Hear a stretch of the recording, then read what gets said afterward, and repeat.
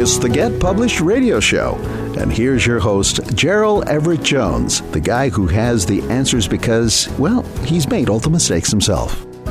Today's show will be a little different than usual.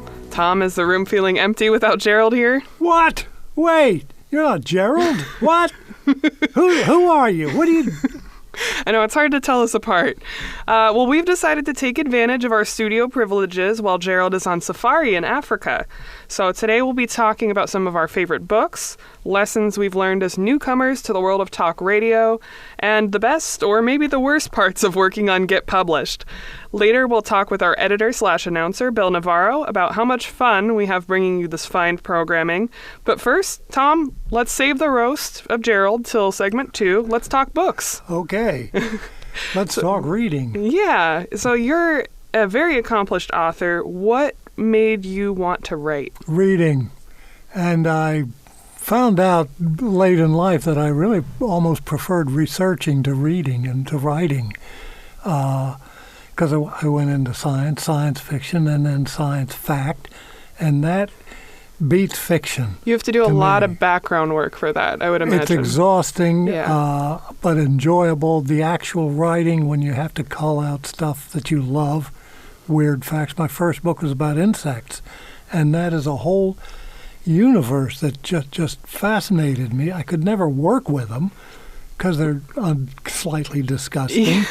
But they really own the entire planet. Yeah. And they have kept us alive, for 50 million years now. The species that after the dinosaur mishap, the thing fell out of the sky, we came in with a brand new planet and a brand new species.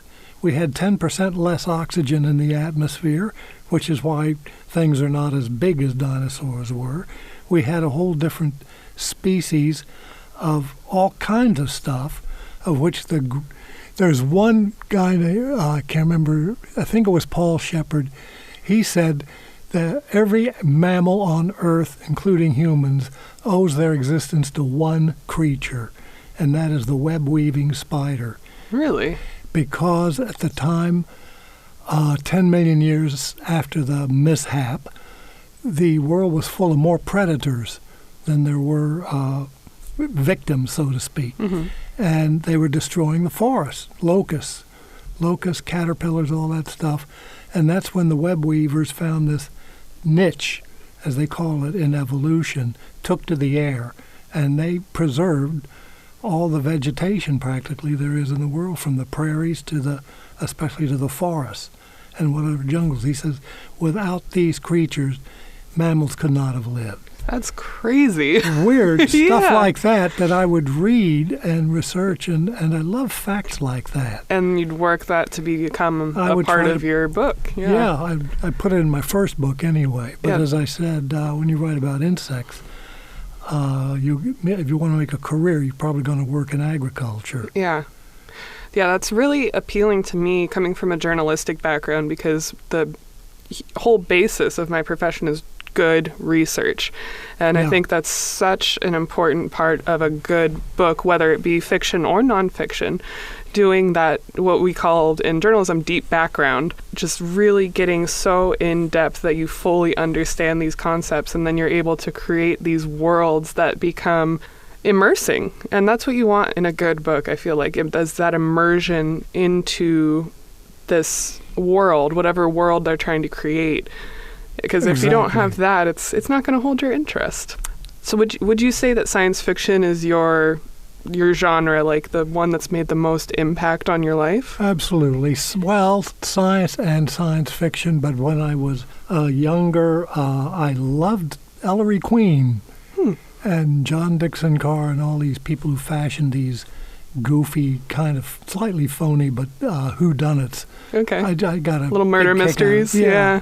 I got a big kick out of that. Yeah, I was a dystopian kid myself. I read any dystopian novel I could get my hands on. Yeah. And I know we've talked about that in previous shows, and how it's interesting. That's a very, very popular genre among young girls. About past 10 years, it's just exploded. I think with the Vampire Diaries, the Vampire Diaries and all that.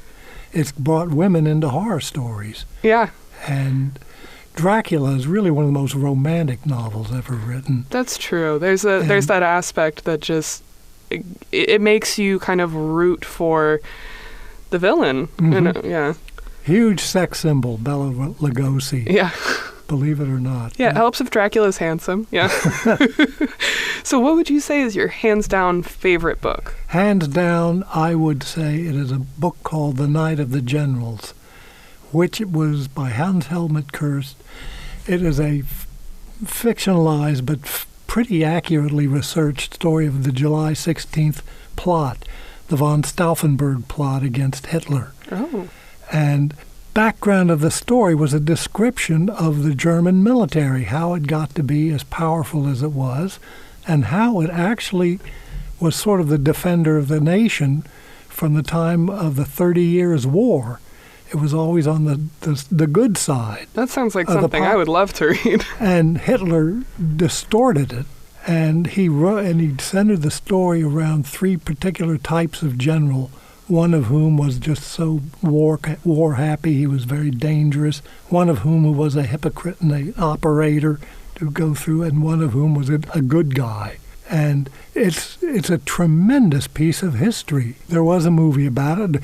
What drove me crazy about the movie is they hired all these British actors to play the generals. Peter O'Toole. It was a decent enough movie, but I didn't buy it. Yeah.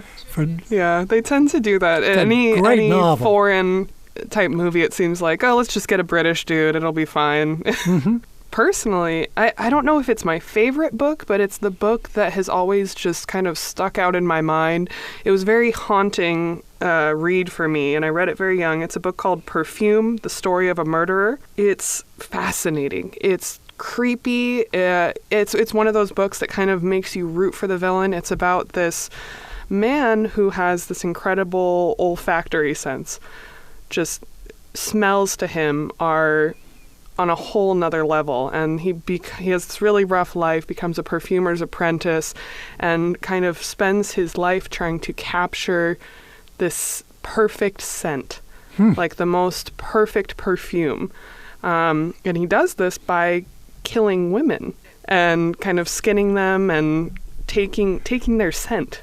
Now that is a plot. I do like great plots. Yes. If they come out, even if they're gross you out. Yeah, it's grotesque, but just very engrossing. And the way the author, it's beautifully written. Who wrote it, by the way? It is Patrick Suskind, I believe, or Suskind, something like that. Mm-hmm. Beautifully written, though, yeah. Every scent is described in such detail. And so if you have kind of a strong olfactory sense yourself, mm-hmm. you smell every smell in the book. And it's that kind of, like we talked about, immersion in this world.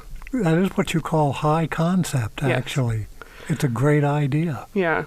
So, when we come back in segment 2, we'll have Bill Navarro joining us, and we'll talk about Get Published. Okay, very good. Get Published Radio will be right back after this message. You know, Get Published is all about helping you. Yeah, I mean you get published. And these days, the way to go is self-publishing, where there are no agents or editors or big publishing houses telling you can't, or making you feel like you're not good enough. You know, going back in history, many famous authors were self-publishers. With his own printing press, Benjamin Franklin published Poor Richard's Almanac in 1732, long before he was a famous statesman. That's how we know Ben's sayings, such as, "Fish and visitors smell in 3 days." Seriously, if you want to change your life or change the world or both, it's a great time to get in the game. Ebooks are particularly easy. With a click, you can reach a worldwide audience. Did you know that there are more people in China who read English than those of us who use the language in all the rest of the world? So if you've got a story to tell, write that memoir or that novel that's been percolating in your head. And if you're an established professional, or if you have a job you dislike or no job at all, give us that business or technical or even political book that establishes you as an expert who deserves serious attention. Yes, it's easy to get published, but understand you'll need help if you want professional results. Editors and copy editors help you clean up your prose. Book designers make the product eye-catching. And publicists help you be heard above all that social media noise. We have those support resources on our website, getpublishedradio.com. And there we've also got a request for services form where you can get personal attention for whatever might be keeping you from getting it done. That's why we say getpublishedradio.com is your doorway to unlimited self-expression. Hey, it's all about the First Amendment. Use it or lose it.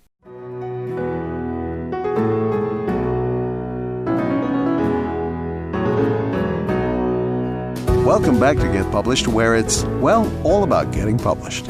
Welcome back to Get Published. Today, Tom and I are running the show, and so far we've had some really great chats about books and literature, and now we're joined by our editor/announcer, Bill Navarro. Hello. So we can chat about the thing that's brought us all together, the Get Published radio show. That's right. Yeah, welcome, Bill. Thank you, and welcome to another full day of broadcasting. Yes. Glad to have you, I think. Oh, thank you, Tom. So does it feel a little weird to be behind the mic and not in front of the board? Well, it kind of reminds me of the old days. I mean, I don't know how much you guys know about me, but I was a disc jockey back in the 60s, and I used to have an awful lot of fun working the LA market then. But now, of course, I have equally much more fun doing all the stuff behind the mic.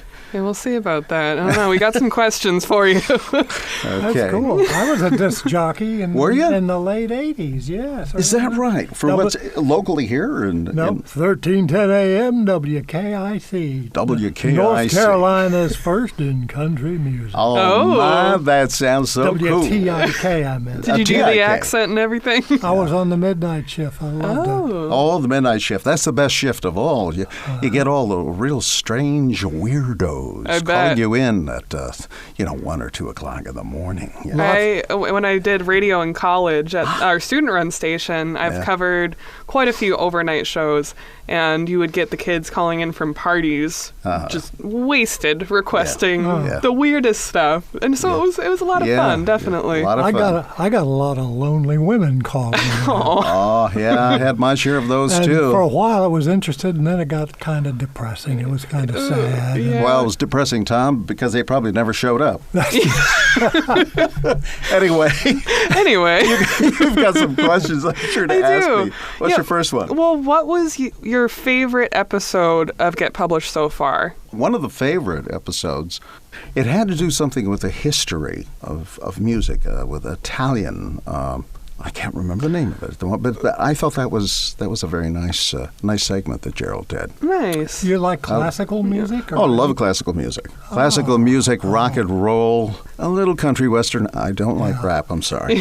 So you're a bit eclectic, but there's definitely some exclusions. One of our producers is telling me that's episode 203. Episode 203, yes. Thank you. Excellent. Gerald did a real good job on that one. What would you say is the biggest lesson, if any, that you've learned working on this show? How has it been different from any other project you've done? Compared to the old days now, we do everything now digitally. Right. So in the old days, we used to do it on tape. So when we cut out the tape... Physically cutting. Oh, my goodness. You drop it to the floor, and then someone says, well, I really want that sentence put back in, Then I said, oh my gosh, where on the floor is it? Oh, no. That sounds like a nightmare. I cannot imagine editing any way other than digital, because that's what I learned on, that's what I grew up with. So that's an incredible talent that you have there to be able to do it. Yeah, well, it's a lot of fun. Probably the one challenge, I think, is just trying to keep the show on time, keep everything in order. You guys do a fantastic job of adding all of your personality and information. I really like all the information that you guys share with everybody, because you're all talented in your own individual fields. And Tom, you go back to you that far. You and I are about the same age, more or less. I think you're 5 years younger than me, but so it's just all the talent that the team. We do work well together. I think we have a nice vibe going on. That is a blessing, and it's not very common either. It can be hard to talk with people when you're sitting in a little room in front of microphones, but I think we do it pretty well. Yeah. Who would you say is the worst to edit, though? The worst to edit? Yeah. Who do you have the most trouble with? Or any of us, or all of us pretty easy? Or the challenge, I think, for you podcasters out there, how you feel on the day of the session. Now, in a live situation, everyone's going to know how many ums and how much of whatever happens based on your mood for that day. But in a recording session, you have your good days and you have your days of challenge. So it changes day to day. Oh, sure. That changes with all three of you. Yeah. What do you think is our most common flub while recording? What's the most common mistake we make? Well, I don't think it's so much of a mistake. It's just, again, it goes back to what kind of mood you're in for the day. For example, the ums. Mm-hmm. And, Trying all those, to find that thought. A lot of those get cut out, yeah. See? There you go, yeah. Now I got myself doing it. Now, if we had millennials here, now you're a millennial, I but am. if we had more millennials here doing the show, most likely it'll be like that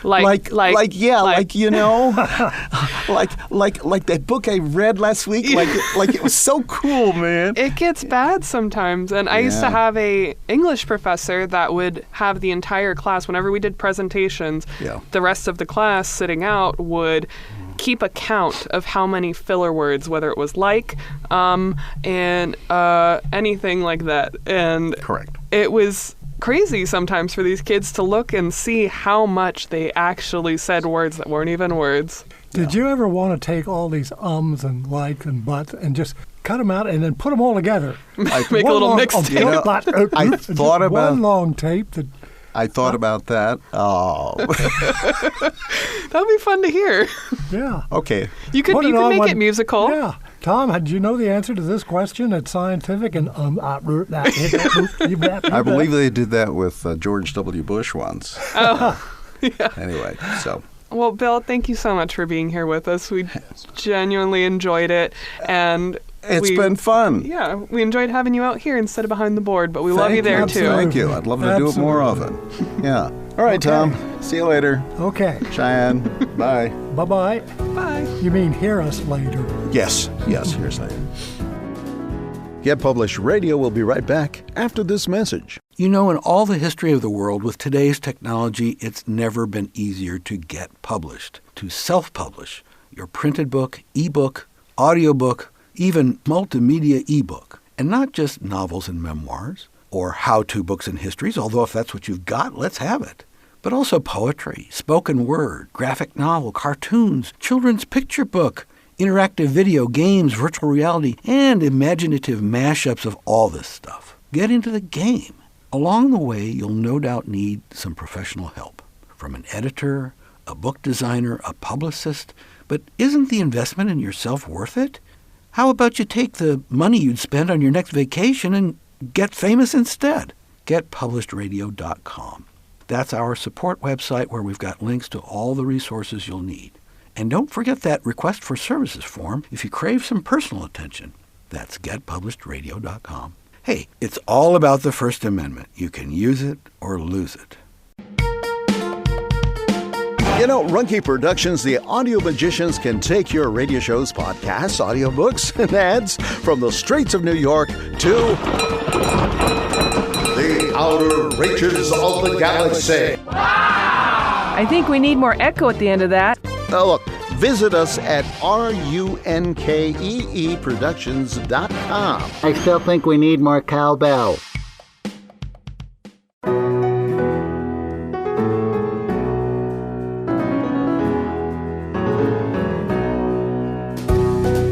Welcome back to Get Published, where it's, well, all about getting published.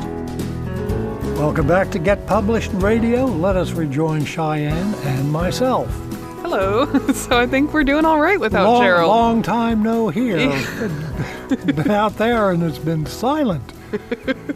Oh, poor Gerald. Oh. I liked him a lot. He'll be okay. I hope so. As long as the elephants, like him enough, he won't get trampled. He'll be fine. I'm not worried about it. It's the lions and tigers and bears. Oh, my. That's what worries me. He can be their little snack. Yeah. And the rhinos. A friend of mine from Africa, born and raised in Africa, said really the rhinos are very dangerous because people like to water ski. I'm not making this up. And if there's a rhino under the water and he sees it, he doesn't like it, he will grab the ski or pull him down, and that's the end of that skier. You can't get him out. That's not something I would think of when I'm going water skiing. It's like, better watch out for the rhinos. That creeped me out almost half a century ago, and I still remember it. Interesting. Well, getting back to what we've been talking about for most of the show, what would you say is your biggest lesson you've learned while doing Get Published? Oh, while doing radio or while speaking to an audience being recorded, my problem, it takes a while to get used to, is breath control. I never had any training as an actor. Just somebody over lunch told me some tricks about speaking low is the only way to lower your voice and get closer to the mic, like that. Get up close and personal. And I was always very sort of uncomfortable with my voice. Really? But I'm getting more relaxed, but it's still not used to it. I enjoy it, but I'm not quite there yet. Yeah, there's definitely a science behind when to take your breaths and phrase sentences in certain ways. So it's interesting to hear that you aren't necessarily comfortable with your voice, because I think it has such a nice texture to it. Like it's a very comforting kind of voice, and I think that's why you probably got those late night lady calls when you did radio. People are looking for that comfort. That sounds like fun, but it's very sad. Yeah, it is not I can enjoyable. Imagine. There's a lot of lonely people in the world, and if you're doing late night radio, you hear from a male and female. Just want to talk to someone, yeah. There's just a lot of loneliness and frustration in the world. Yeah. Hopefully, I mean, that's one of the perks and disadvantages, I think, to doing a pre-recorded show is you don't have the callers, so it's a little more predictable, which can be good. And also, it's fun, though, when you have that live aspect of anyone could call in and kind of, start a conversation with you or maybe say something really weird and you can kind of riff on that. You can get going and then you forget that on radio there's a time limit. That's true. Yeah, that's what Bill was talking about, keeping us on the clock. And you shut off the conversation just when you start thinking of more interesting things to say. Always. So it just takes practice to get used to it and to be aware people are listening. And you have to talk differently. You have to phrase what you're saying rather than just blabbing away in a conversation.